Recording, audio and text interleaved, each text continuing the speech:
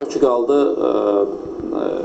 Peşəkar Futbol Liqasının fəaliyyəti və yaxud da Premyer Liqanın geridə qalan oyunlarının təhlilinə.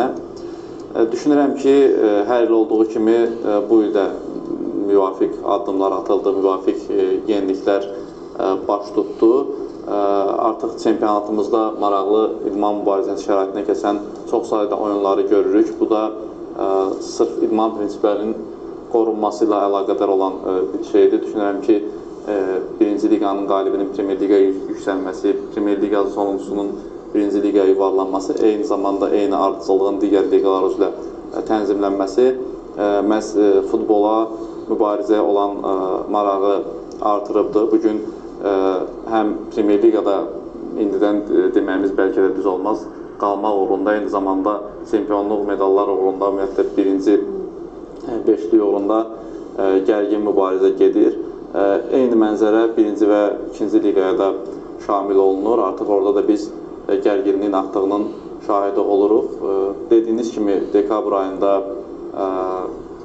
dekabrın 22-sində biz artıq Premyer Liqada qış fasiləsindən öncəki son turun oyunlarını keçirəcəyik və daha sonra birinci liqanın oyunları başa çatacaq 23-24 dekabrda.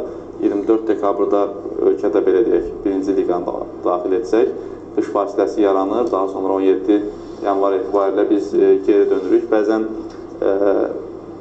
belə deyək də, stajlı futbol şəxsləri bildirirlər ki, fasilənin müddəti azalıb. Mən deyərdim ki, fasilənin müddəti əslində normalda belə olmalıdır. Sadəcə olaraq bizdə bir müddət öncə 8 komandalı çempionat idi və bəzən çempionatımızda 52 günlük fasilə olurdu ki, qış fasiləsi. Bu da bir növ yay fasiləsinə bərabər olan bir şeydir.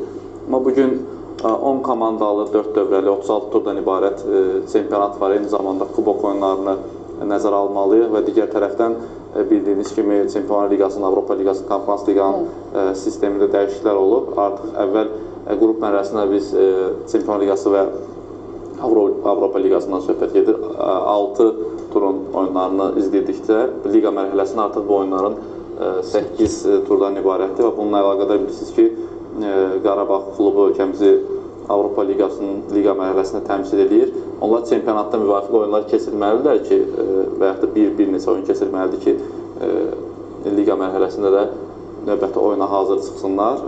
Hadisələri qabaqlayıb deyim ki, hələ yanvarın 17-sində də məhz Qarabağ Şamaxı oyunu ilə biz ikinci dövrəyə start verəcəyik. Daha sonra Qarabağın 23 yanvar tarixində liqa mərhələsinin oyunu var.